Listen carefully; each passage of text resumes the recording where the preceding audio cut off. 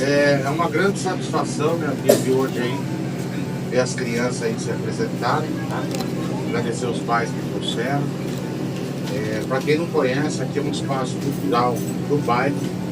Esse local, no final de semana, sempre acontece festa de teatro,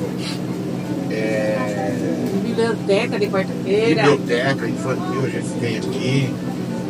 Já passou por aqui vários artistas da nossa cidade, tá? E ela cedeu para a gente espaço hoje para a gente estar fazendo essa apresentação. No mês de julho a gente vai ter um festival, né? Daí vai ser no Teatro do Getúlio Vargas, vai ser um projeto todo. Então, de antemão aí, agradecer a todos os pais. Agradecer as nossas professoras, a Tainá e a Fer, né? Sem elas, esse projeto não era possível, né?